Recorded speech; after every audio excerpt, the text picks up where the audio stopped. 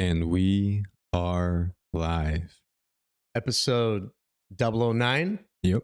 the evolution of speed, part 2, Almost which at the is double digits. right. We're almost in double digits. We're almost there. And today we're going to be talking about Strategies in training speed. speed training strategies for the modern day athlete. Last week we talked a lot about the evolution of speed and the origins of it. Today we want to talk about strategies for the modern day athlete. Which, if you're joining us right now on this episode and haven't seen that last one, we recommend go watch that one first as we go over the history and evolution. A little history to lesson. give you a little bit of an insight of what we're talking about today. So here's the thing about the modern day athlete. The modern day athlete today is extremely different from the modern day athlete back then.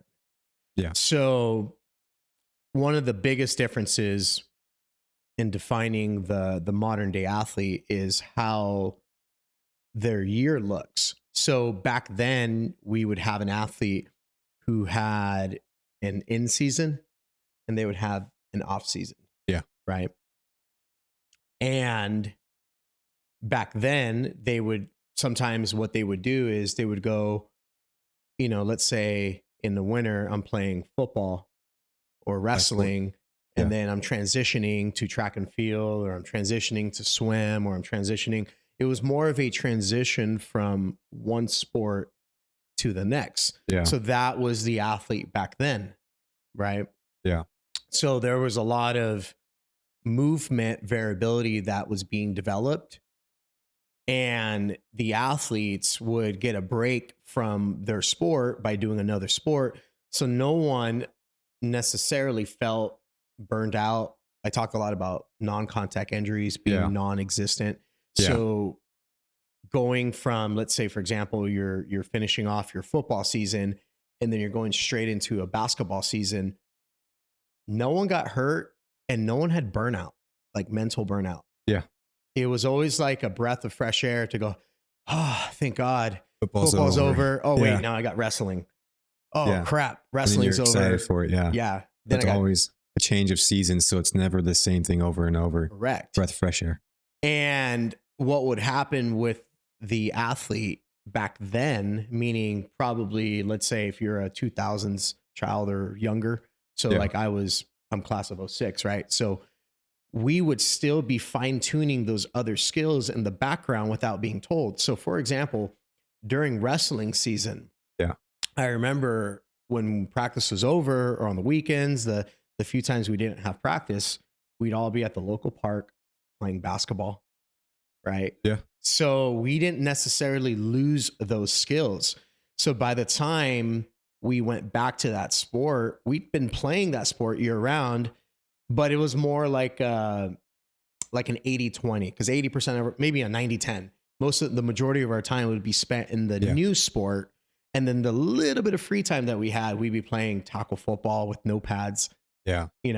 For the parents out there that, because we've talked about this in a previous podcast, if you want to quickly go over it, they have the fear of miss the FOMO, don't want to miss out. And on top of that, they don't want their kid to be behind.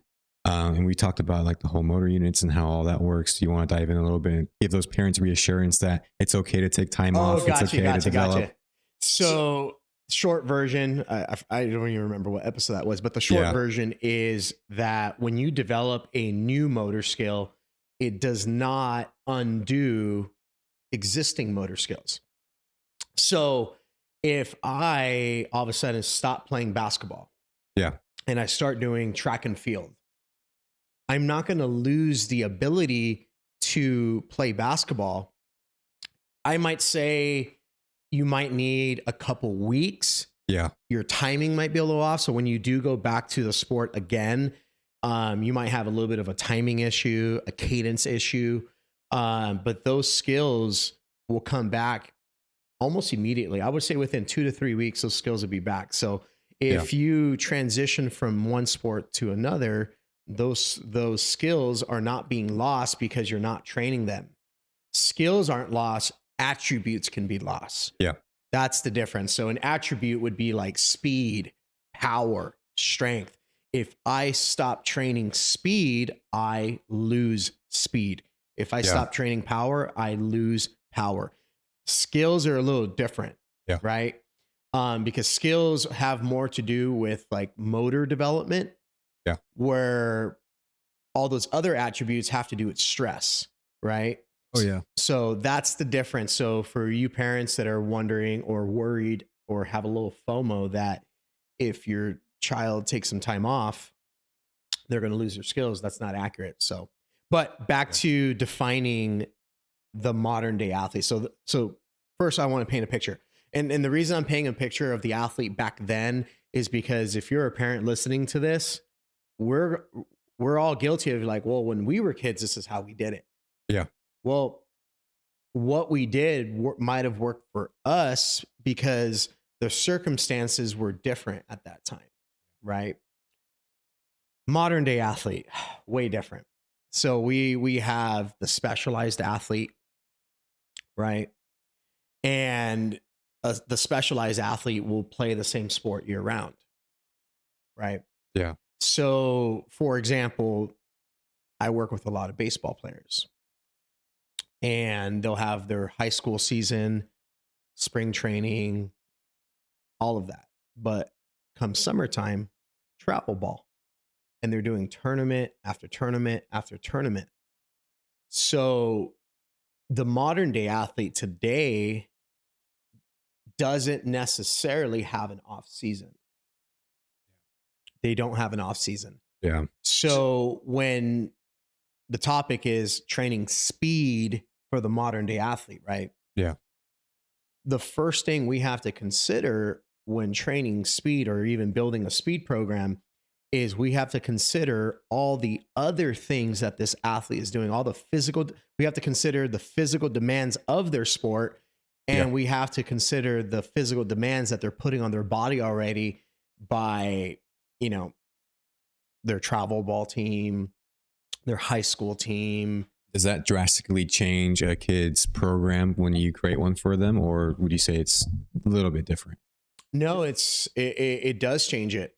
It changes it drastically Yeah. because when I consider, so you got to remember that every time we do something, a practice, a game, a weightlifting session, a speed session, every time you do something, you're making a withdrawal, right? Yeah. From your, let's call it your energy gas tank, right?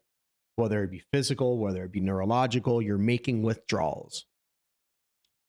So when I talk to an athlete and I do this in the first session, Yeah. they're like, okay, Monday, Tuesday, Wednesday, I have travel ball. I have practice every day. I have hitting lessons every Friday. And then I have a tournament over the weekend. It's just like, Yeah. It's in so much. and then I got 6 a.m. weight room with the high school. Wow. Yeah. So it sounds like I'm making this up, but that No, is it's a real. very common scenario, right? Yeah. It's more common than not. I have to consider all those demands. And what I have to do essentially is I got to fill in the gaps, right? I Yeah. have to fill in the training gaps. So if everything they're doing is a withdrawal, then I have to create deposits. So what's a deposit? A withdrawal to me is anything that can create inflammation. A deposit is anything that increases inflammation tolerance. So, yeah, so the first thing I have to do is I have to consider what they need, but I also got to consider everything they're doing Yeah. to build the appropriate program. Looking at today's modern athletes and learning that we're specializing at a much younger age now and seeing how much training they're doing, what are some of the benefits of specializing the way we are right now? And what are some of the downsides you'd say as far as the specialization happening at a younger age in the way we're starting to train? Well, the pros of specializing um, is motor development, right? So you're having kids do things at a faster rate. So, for example, you take a 14-year-old and he could already shoot 3-pointers from NBA range, Yeah. right? Yeah. So the motor development is fascinating, right? You're having, let's say, for example, a 14-year-old, a 15-year-old, a freshman in high school. and he can throw 90 miles per hour. Right. Yeah. So we are getting better faster, a little earlier. So if you specialize earlier, the skill development's a little earlier. The con, I feel, is the pro. So for example, your 14-year-old throws 90 miles an hour and you go, wow, that's a pro. Yeah. Is it? Is it? Because what I'm seeing now, and we've talked about this, we talked about this last week, is that athletes are breaking down faster. Yeah. High schoolers are getting Tommy John surgery. That was unheard of, 10, 15 years ago, 20 years ago, unheard of.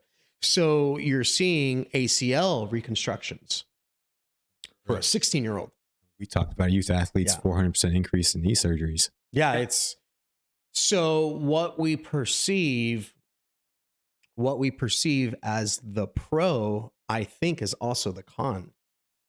And do you think that's overuse or mixture of many different things? There's a lot of variables, but the common denominator is when you look at that scale of that energy scale.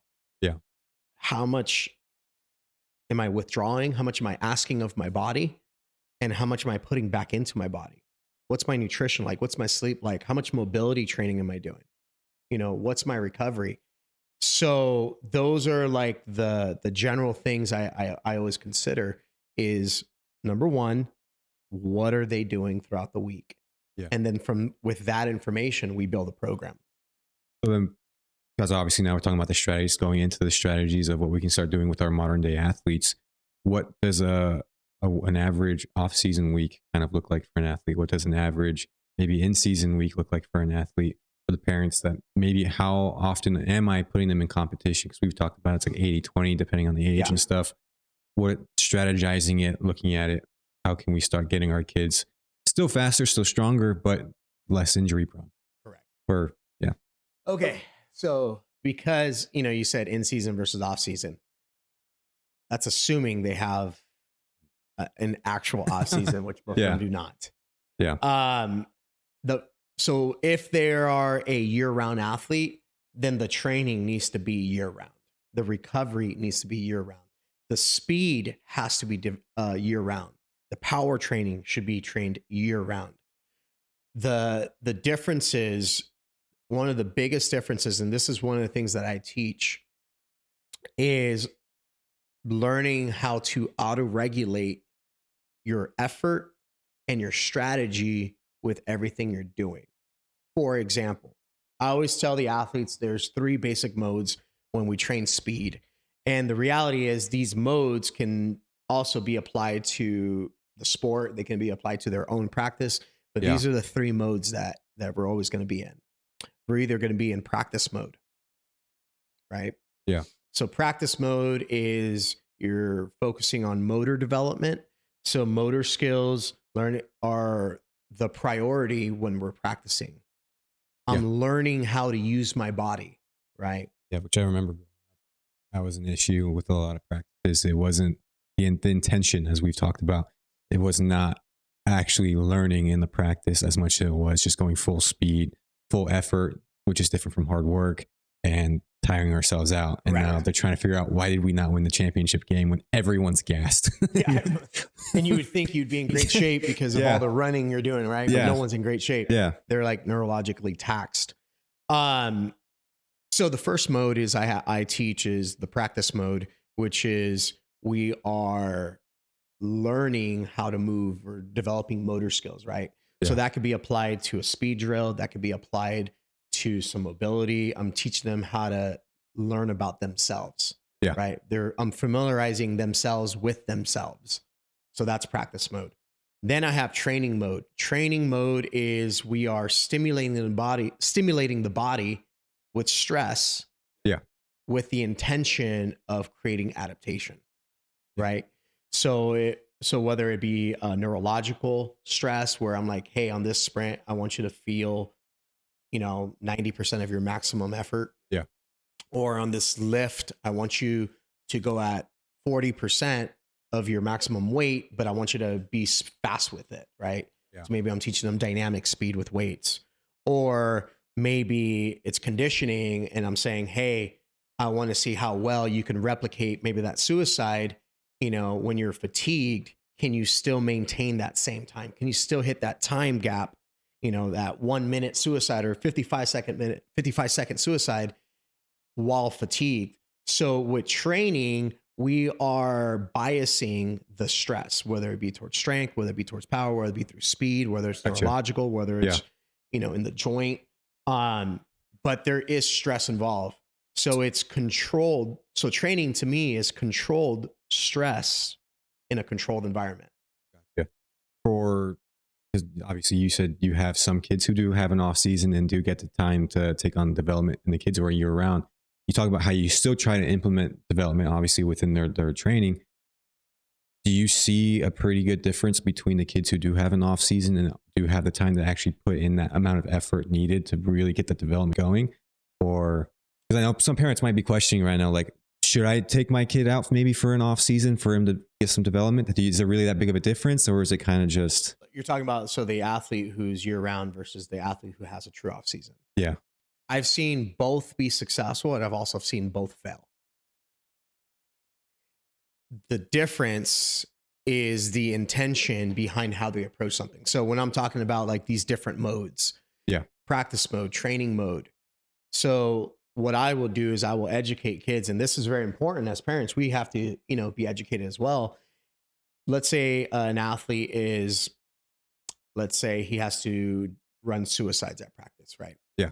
But that same athlete, let's say it's for track and field or basketball. I'm sorry. Let's say it's basketball, but let's say that same athlete did 0 period weight room. Yeah. Right after school, they did sprints, and now they got to go to basketball practice. That's from, I don't know, like 5 to 8 or whatever, making the scenario up, right? Yeah. So it's very important that that athlete, if they understand, okay, I've been making all of these withdrawals, then I'm going to change my strategy in how I do that thing. So if it's suicides, maybe I'm going to say, okay, I'm going to focus the suicide not on the time, hitting the time. I'm going to focus on breathing. I'm going to focus on being as relaxed as possible. Right? Yeah. So it is very important that athletes are setting intentions before the practice, before the training, before the session. So the intention has to be preset. Yeah. I can't just show up and work hard. Yeah. Show up and work hard because, as kids, effort's a really important thing, right? Yeah. Effort is really, really important. But as you get older, we can't just go hard on everything, right? If you're a parent, imagine if I told you, I want you to get up and sprint as fast as you can. Yeah, bad things are going to happen. You're going to pull a hammy. You're going to get injured. So we can't just tell a kid to just go hard. Yeah. I mean, hard work doesn't even always have to just be an effort thing. It can also just be, are you paying attention? Are you actually being attentive? Are you watching me, listening to me? And are your senses, are you actually coming in with the intention to make sure you do what the actual intention of that exercise is? It's not always just the effort level. That's how I kind of see it. I know we've talked about that too. Yeah, effort is viewed as a physical attribute only, where effort is a holistic attribute. So setting an intention before, that's part of giving 100%, right? Going hard. Yeah. Maybe after you're hitting, you're looking at film. That to me, that's giving it 100%. So it's being as complete as possible is my definition of giving 100%. But when you tell an athlete, I need you to give it 100%, everybody equates that to physical effort, physical exertion. So if I'm not crawling out of the practice, right? Yeah. Then I didn't do it right. So I'll give you a funny story. I remember years ago, I was working with a bunch of defensive and offensive linemen. I was working with a program called Giant Skills. I believe they're still around. Awesome program. And, they help linemen get to that next level. But these are some of the biggest humans I've ever seen in my life. Oh, yeah. Besides the fact, one of the things that I was teaching them, it was a lineman speed clinic. That's what I was doing. And I was teaching them how to be fast and how to use their momentum to cover more distance without gassing themselves out. So momentum, the way I taught it was it's the motion after effort, right?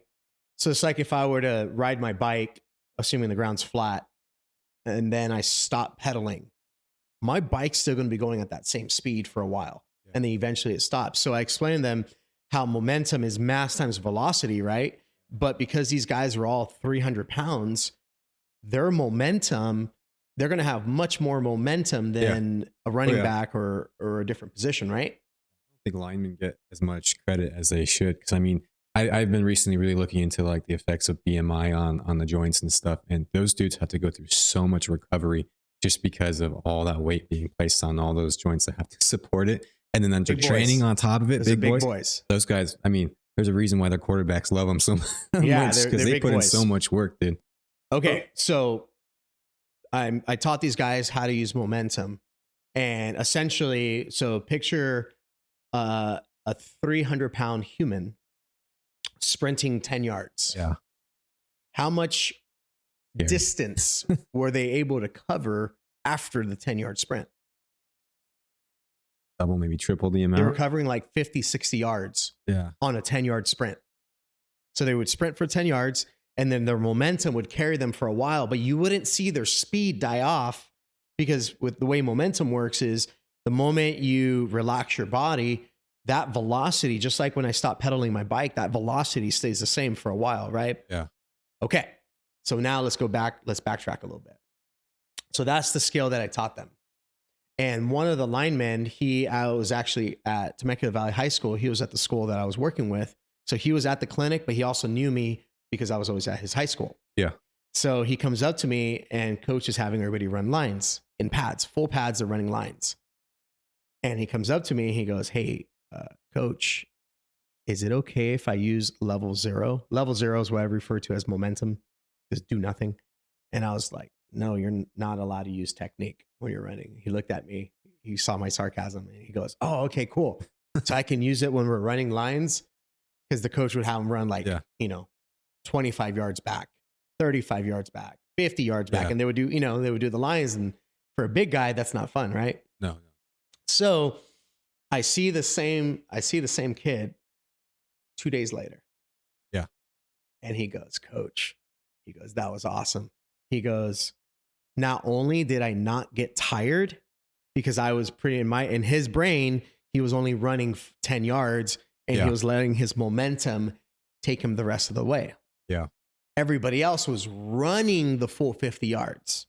Yeah. Sprinting, right? He goes, "I was in first place."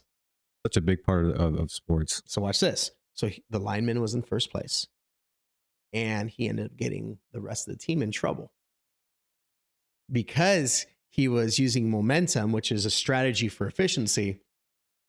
The coach yelled at everybody. He goes, "Look at him. He's not even tired. He's not even breathing hard. And he's out. Look at his effort." Little does he know. It's just, he had no idea that he was actually being the laziest, right? Yeah. He was being the laziest, letting his 300 pounds push him to the finish line. Work smarter, not harder. But he was still in first place. So there's this, that's the very definition of efficiency. Efficiency is you're getting maximum results with minimal input, minimal output. Yeah. Maximum output with minimal input. He was sprinting 10 yards, covering 50. Yeah. Everybody else got in trouble because they're like, "What's going on with this guy?" So fast forward to like maybe a week later, I wanted to try something out at the practice, and I had the kids. I said, I chose one of the kids that, I'm sorry. I said, "Who's the fastest kid on the team?"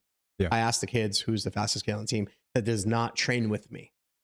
Because at that time I was working with, I don't know, maybe 20, 30. I think I was working like 30 of their players. Yeah. So they picked this other kid who was really fast. And I said, "Okay, we're going to do a suicide and you're going to race against him." And I pointed out one of the kids who was a lot slower. And everyone's like, "Oh, he's going to get smoked." Yeah. Right. And I said, "That's fine." And so I told the kid Same thing. I said, hey, I want you to burst on the first 5-7 yards and let your momentum carry. I said, he's going to get a head start on you. But we're doing this. I think it was like, I don't know if it was like 5 or 10 times, but it was like a minute worth of sprinting, right? Yeah. I said, don't be discouraged. He's going to have a big lead on you in the beginning because he's going to be beating you with effort. You're going to use technique and you're only going to sprint the first 7 yards and let your momentum take you the rest of the way and change directions with your eyes. I gave him some technique tips. Yeah. Boom, I get the stopwatch. The whole football, you know how the energy is with the football team, right? Yeah. So everybody's watching, and sure enough, he's getting burned off the line. Boom, this kid takes off, changing directions, and you can tell he's very competitive. So what's he doing? Full effort, right? Full time, yeah. So I remember what the event was. It was a 300-meter dash, which takes about a minute. Yeah. Takes about a minute, 300 yards. Yeah. So it was 300 meters. So right about the halfway point, that lactic acid in those quads and hammies started building up. And the athlete who was in the very, very front, all of a sudden it looked like he was struggling not to sprint. He was struggling to jog. Like he literally looked like someone was pulling him back. And then guess who starts catching him? Yeah. The one who had technique. And he had good strategy, right? He ended up beating him. By the end, he could barely walk the first guy that was really fast. And everyone, you could imagine, the football field was like, everyone's screaming, losing their minds because this, athlete was perceived by the team as one of the fastest on the team had gotten beat by not the slowest, but it was someone mediocre. So that's an example. That the point of that story was that's an example of how you can apply technique. Technique is about efficiency, right? Yeah. And if your efficiency, sometimes coaches will make you do things that maybe it's not optimal for your body. Maybe it's not optimal in general. Maybe you're already super tired. So now all of a sudden you take an athlete who's doing all this training, but one has the mindset of I'm applying strategy. I'm applying technique. I'm applying breath cadence. I'm showing up to practice 10 minutes early to open up my joints and make sure, I'm not feeling tight. That's the difference. So whether you have an in season or an off season, or whether you're playing the same sport year round, the important thing is the preset intentions that you're creating before the practice, before the training, and before the session. Okay. So we talked about now like training, kind of strategizing and having techniques and all. I'm going to ask a question, and I know it's your favorite question to answer. And I know a lot of parents are probably thinking it. So for speed training, what do my reps, what do my sets, and what do my rest periods look like? It's a volume question. So the answer is it depends. Yeah. It's always going to be it depends. So speed, unless you're training 90 to 100% neurological effort. So 100% would be your max effort, your maximum effort. Yeah. By definition, max effort is an effort that cannot be replicated twice. Yeah. Right. So that would be a true max. Gotcha. 90 is pretty damn close. So let's say, for example, if you ask me about volume, so let's say we're doing sprints. Even if I train at 100, I only have one attempt. Gotcha. Okay.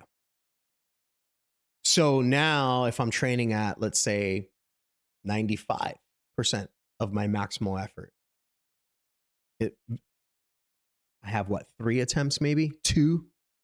Gotcha. If I'm training at 90%, then it's 5. But you also got to understand that speed is a skill, and tapping into those efforts is also a skill. The human body will not allow you to tap into those efforts if it doesn't feel safe. So if I had a newer athlete who's never done speed training before, they're going to be able to do a higher volume because for them, I'm going to use the strategy of practice sprinting. We're working on technique. We're working on feel. We're working on cadence. We're working on mobility. We're doing all these different things, right? So athletes who are really new to speed or not that good at speed, they can do higher volume, more reps, more sets, their volume is always going to be higher because they're not good at it. The better you get at speed training, you could also call speed training power training, because power is in a 90 to 100 percentile of effort, right? So the better you become at speed training and tapping into those efforts, the lower the volume becomes. So for example, if the example I give all the time is Usain Bolt, when he ran that world record, right? 9.07 or something. Some ridiculous, right? Yeah. Ridiculous was his time. And I always ask athletes, for Usain Bolt to be able to replicate that time again, how much time, recovery time, would he need? And these are the options I give the athletes. Would he need minutes? Would he need hours? Would he need days? Or would he need weeks? It's weeks. Yeah. But no one says that. Yeah. They go. I already knew the answer. The first time you asked me, I did not. I probably the said first time he was probably hours. like, he could do it like in 2 minutes. Yeah. He can just go do it again. And you're talking about 9 seconds of maximal effort. To be honest, it's not even 9 seconds, because you got to factor in he has to work his way up to effort. So his top end speed, he's only at top end speed for maybe, let's call it 5 seconds out of his sprint, or maybe even 4. Yeah. He needs the first, 4.5, 5 seconds just to get to effort. And then he's only there at max effort for about 4 seconds. And he needs weeks, if not months, before he tries that attempt again. Wish I had momentum training in high school. Right? For basketball. Would have been great. But that's an extreme example. Yeah. So the short answer is, the better you are at speed, the less volume you need, but the more intensity. Gotcha. The worse you are at speed. So when I have young kids, I do high volume, because they don't know, a child does not know how to tap into those efforts, because it's a skill.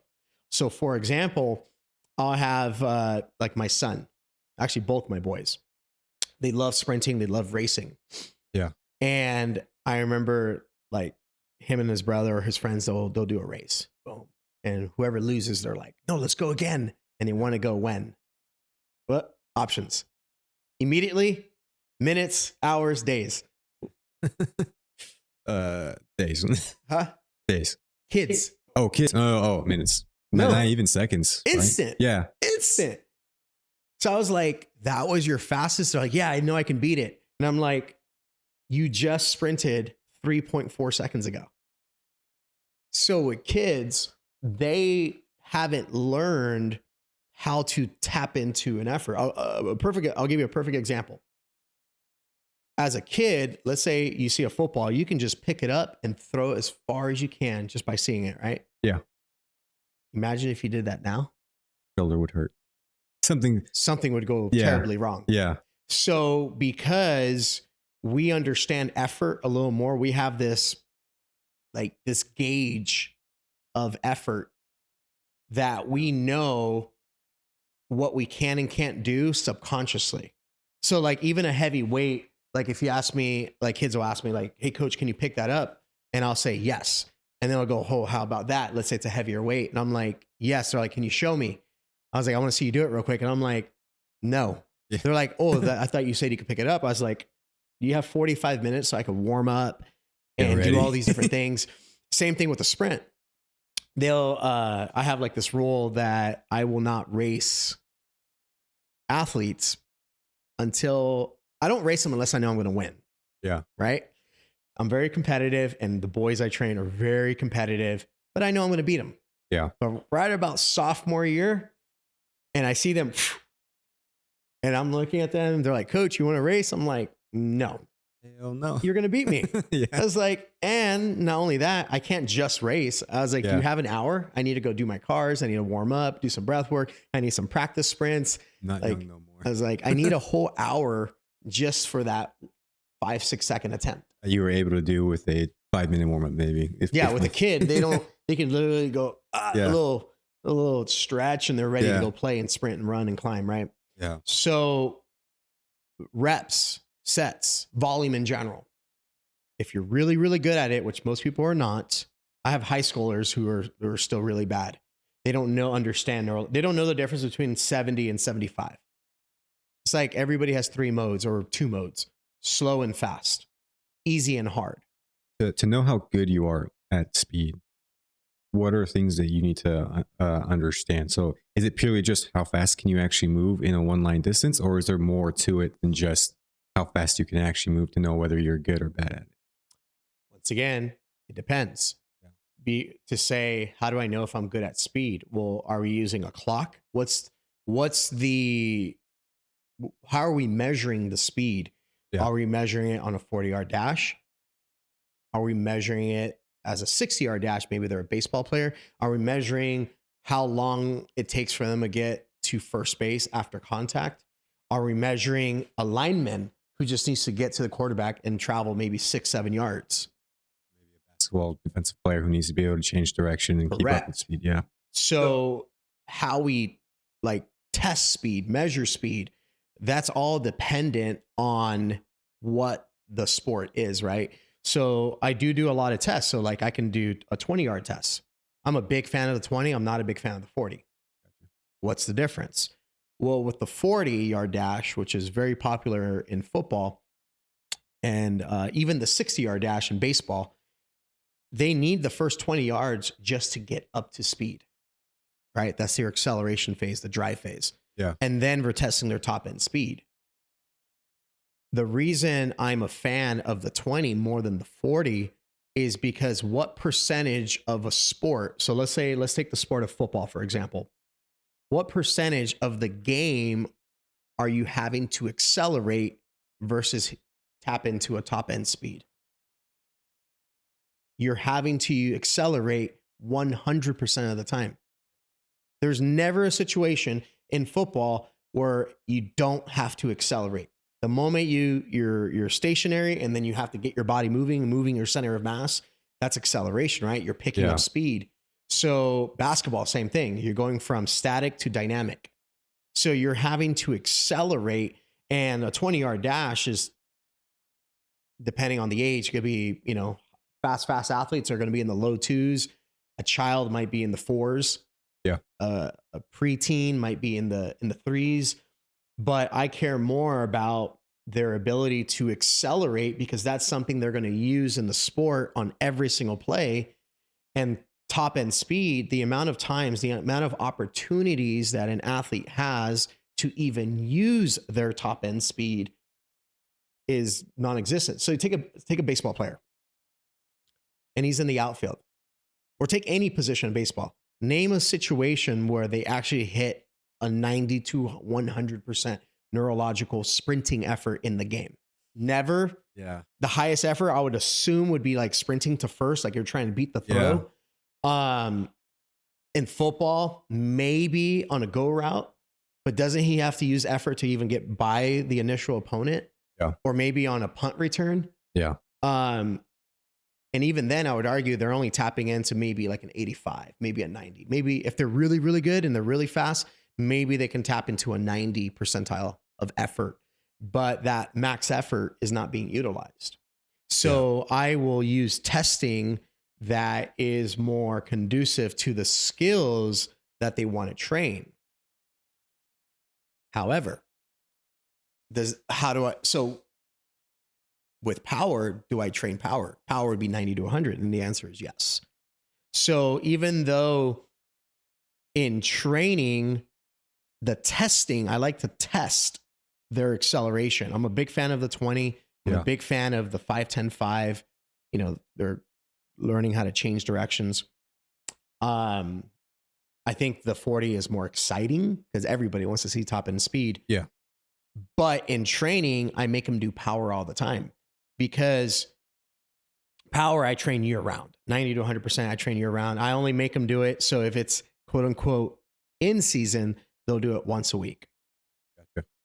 If it's off season, they'll do it 2 to 3 times a week.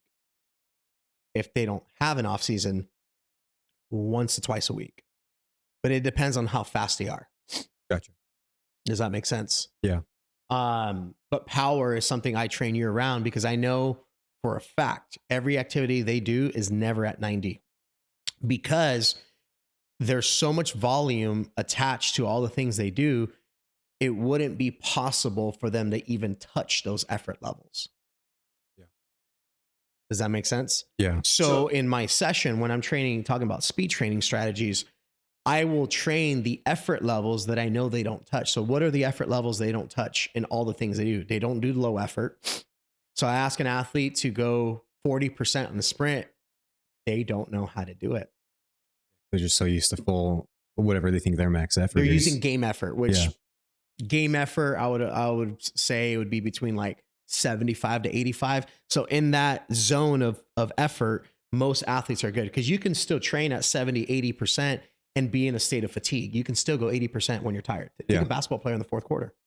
Oh yeah. They can still go hard. Yeah. Right.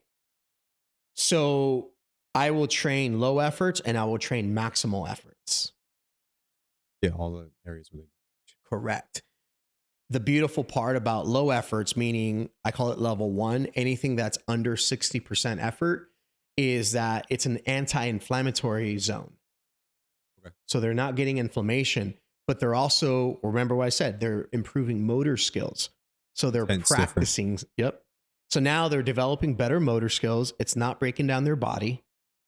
Yeah. And once their body has really good motor skills, whatever you do at level 1, which is the motor development level, you're going to see the same thing at level 2, level 3 amplified.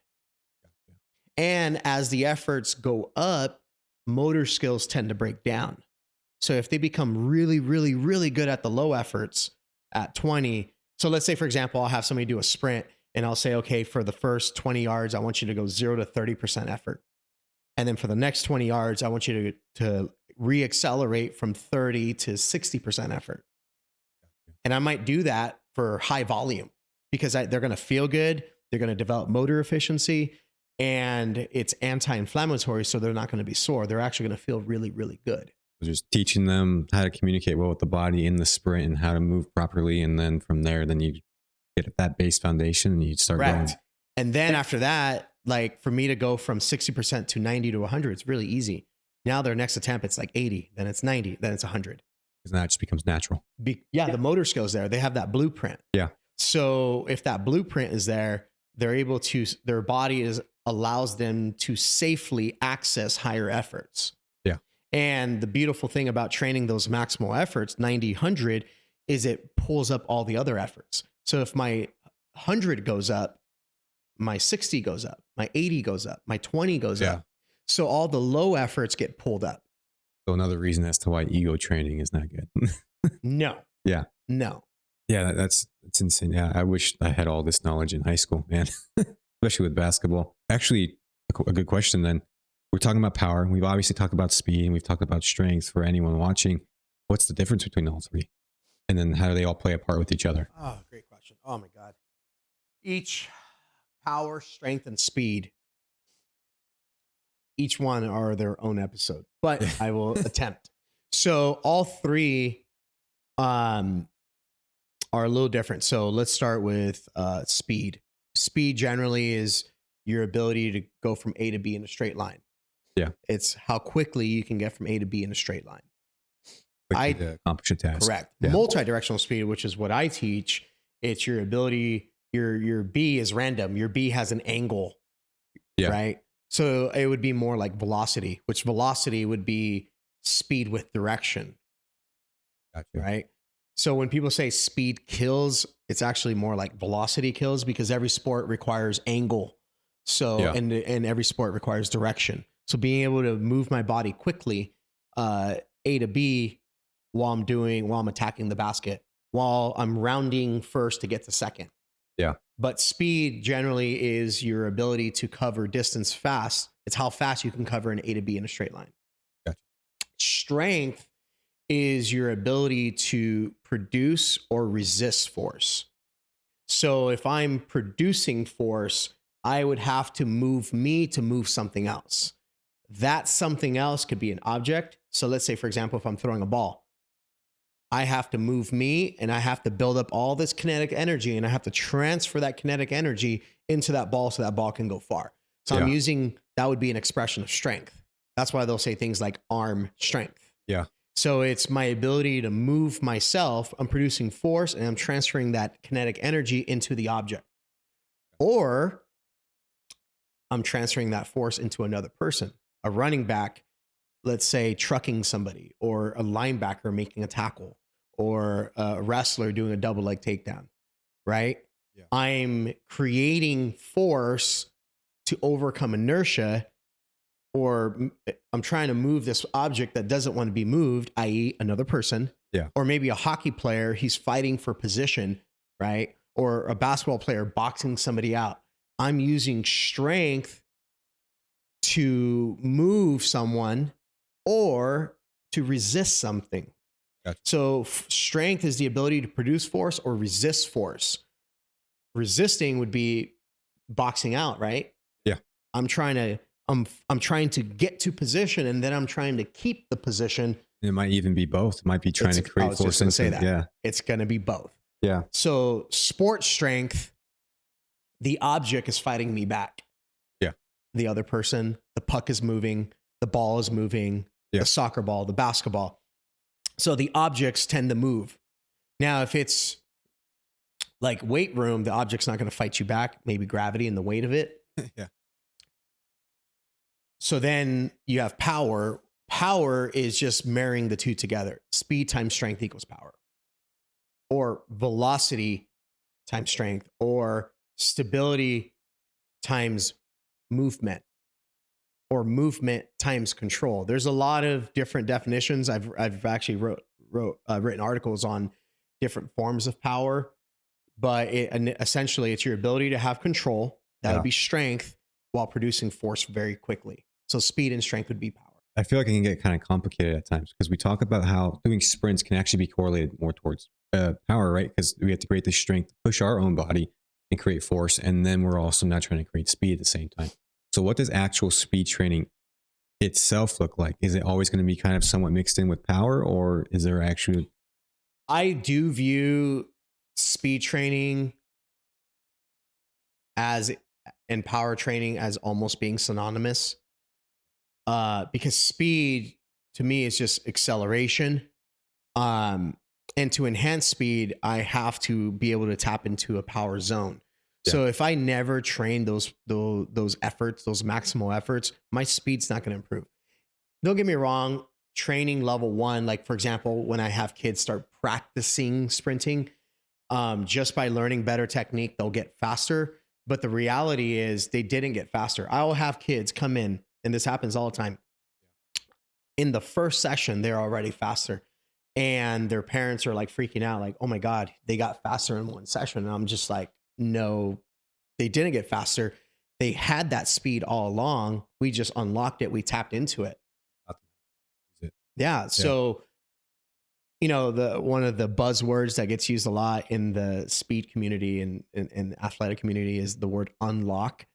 But it is a real word. Unlock to me means I'm tapping into something that I already had, and now I'm getting access to it. I'm teaching them how to access something they already have. Speed development is I'm trying to enhance their attributes. I'm trying to increase their baseline. The more and more, even we talk about speed and power, I was starting to come to that realization, wow, they're kind of just synonymous to each other. Why talk about even speed when they kind of more so correlate to the power more often than not? So I was like, for all the parents out there too, what's really the biggest difference? But here's another thing too about like speed. It's not just power, because power is 90 to 100. Speed could also be 40%.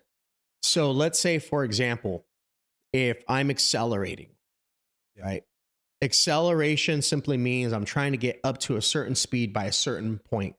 So if I have a point A to point B, so let's say I'm running a post, right? That's the route I'm running. A 10-yard post. I want to get to a certain speed by a certain distance, right? Yeah. So let's say that speed is 80%. Where I teach athletes how to get faster with lower efforts is by teaching them how to properly transition their efforts from 20 to 40 to 60 to 80. Because acceleration, you want to hit your peak speed by the time you hit that point, right? Yeah. And a lot of emphasis gets put on like first step, quickness, right? First step. And once again, going back to effort, everybody thinks that the first step. So if I tell an athlete, give me 100%, they think the first step has to be 100%. But then things break down, their mechanics break down. So if I were to just explode off the line, then I'm using my high efforts early, when acceleration is a buildup, it's a progression, right? Yeah. So if I'm like Usain Bolt, when he gets 100, he can't just be like 100 off the block. He has to start at 10, 20, 30, 40, 50. Now, proper acceleration, people who are really good at acceleration, they can tap into those higher efforts earlier. So for example, if you compare a Lamborghini going 0 to 60 and a Honda Civic going 0 to 60, what's the biggest difference? Huh? Engine. No, they both can get 0 to 60. What's the biggest difference on how they achieve it? Fast. How fast they get Yeah. there. So the 0 to 60 for the Lamborghini is like 2.3 seconds, right? Yeah. The Honda Civic gets there tomorrow. But they still get there, right? Yeah. So one of the strategies that I'll use is I'll teach them how to achieve an effort and how to transition their speed from one level to the other level.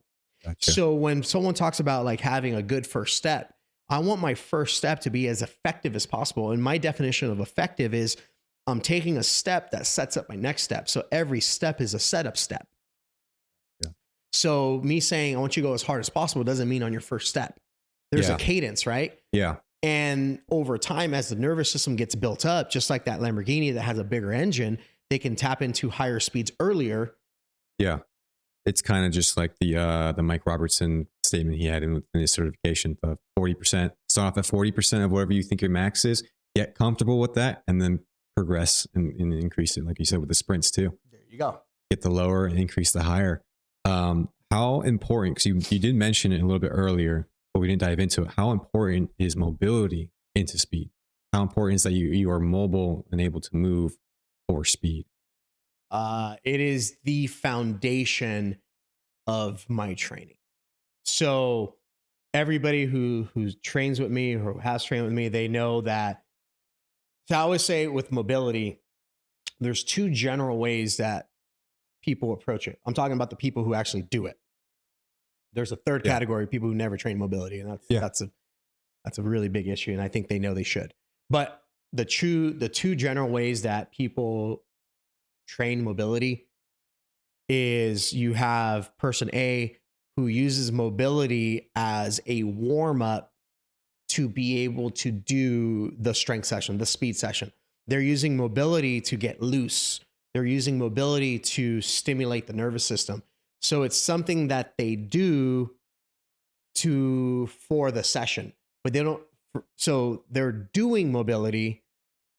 What I do is I train mobility. It's the biggest difference is the intention. So with doing mobility, you're not putting pure intention into it. Yeah, you're still going to feel a little good. You do some A skips, do some, some pendulum swings, and your nervous system will get a little stimulated, right? So I'm not saying that's wrong. Yeah. There's a time and place for that, but there's a big difference in doing mobility versus training mobility. So what's training? Training, like I defined earlier, is your stressing out the body. Yeah. Purposely stressing out your body in a controlled environment to promote adaptation, strength, development. Yeah. So you want your tissues to improve. So if your joint is the deepest connective tissue in the human body. So if you take all the tissues that make up the human body, all connective tissue, fascia, muscle, tendon, ligament, all the blood, right? Yeah. You take all the connective tissues and all the cells that make up our body. The deepest tissue in the human body is your bones, your skeletal structure, right? Yeah. And if you understand that, that means if I put stress into a joint and I understand that all those connective tissues are layered on top of that joint, by putting stress into the joint, all the other connective tissues are also going to reap the same benefits. Yeah. Right. Yeah. So let me give you an example of this will make sense in a second. I'm going to use the example of steroids, because if you take somebody who's on steroids, people who take steroids, they're prone to injuries that other people are not. They're known to have connective tissue tears, pec tears, bicep tears, things of that nature. And the reason being is when you take an anabolic, right? Yeah. It makes existing cells bigger. So the muscle fibers grow really, really fast. So you take someone takes steroids, like you look at a professional bodybuilder. Yeah. They have so much muscle in their body that's literally impossible. You'll have somebody who's like 5'5" that weighs 270 with abs. Yeah. Right? Yeah. And because their body is in this constant state of being anabolic, they're able to build their red tissue, their muscle fibers. They're able to build it very quickly, literally overnight.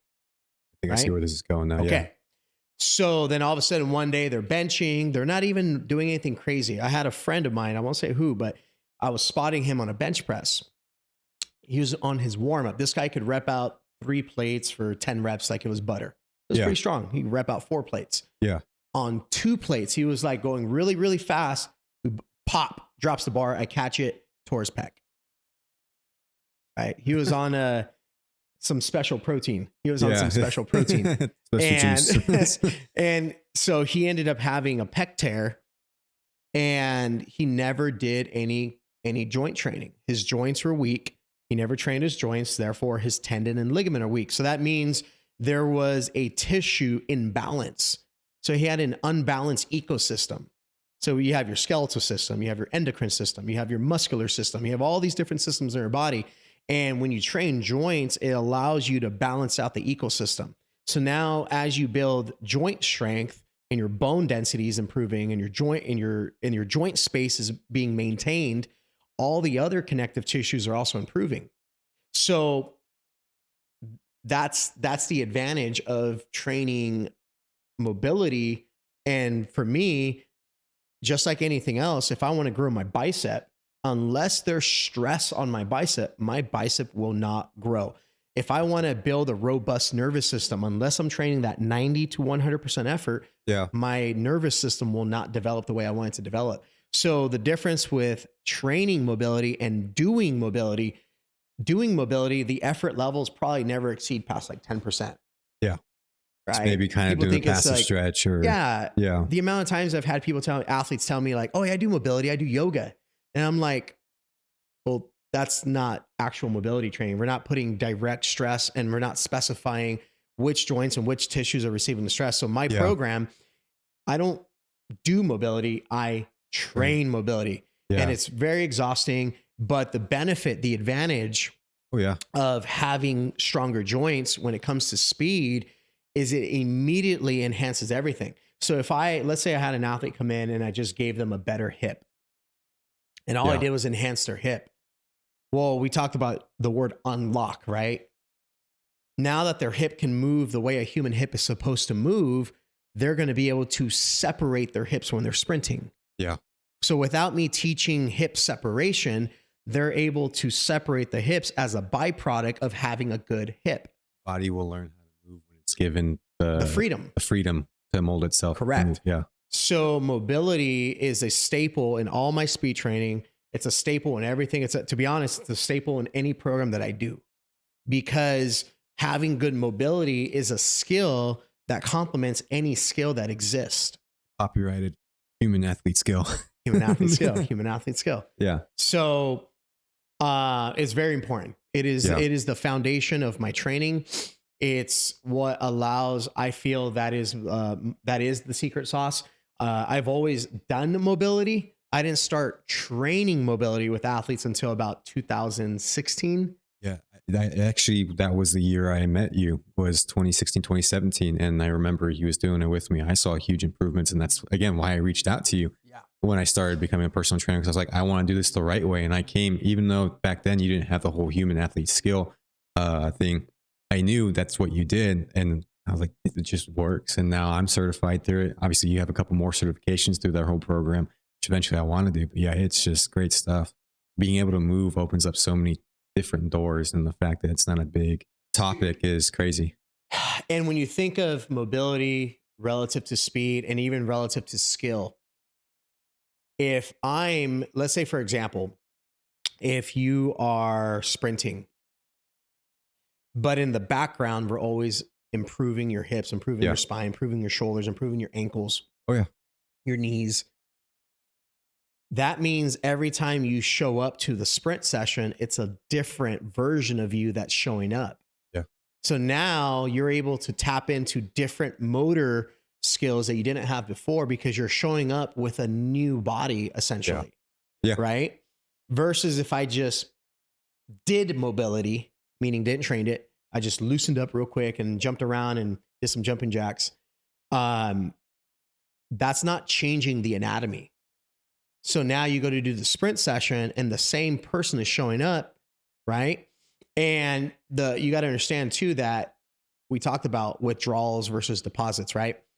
So most training is a withdrawal, which means there's going to be more inflammation in the joint, right? Yeah. So by definition, a joint is the space between two bones.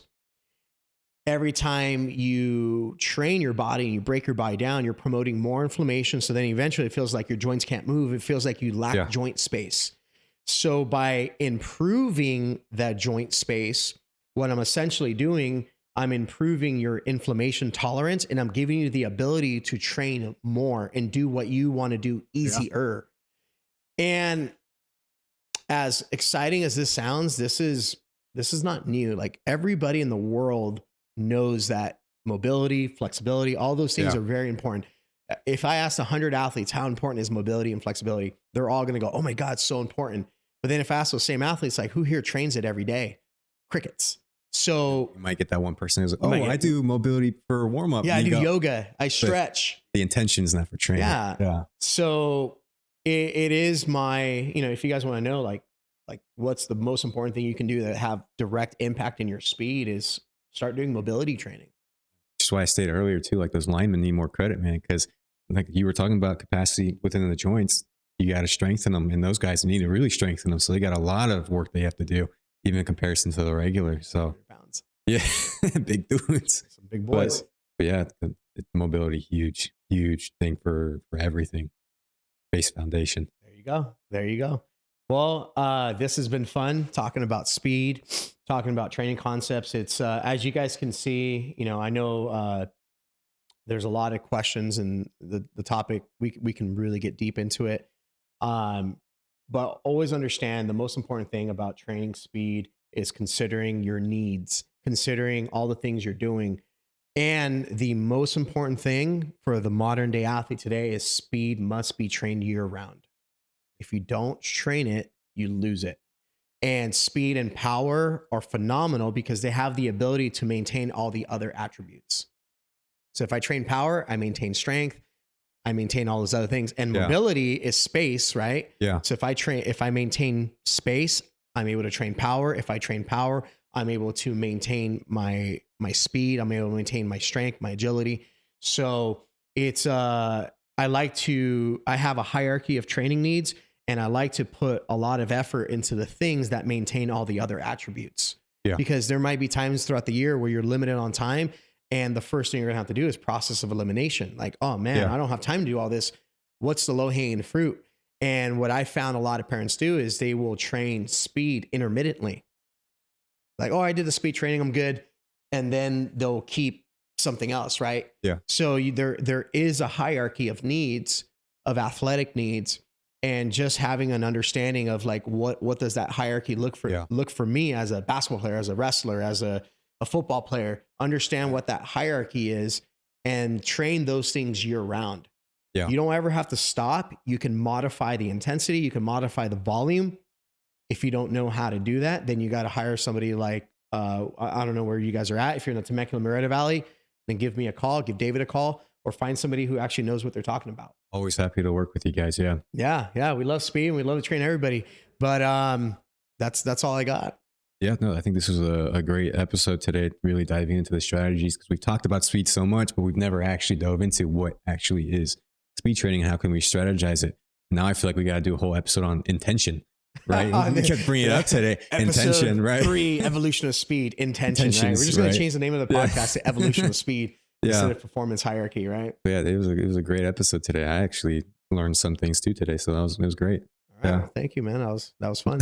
Yeah. And we'll talk to you guys later. Have a good one, guys.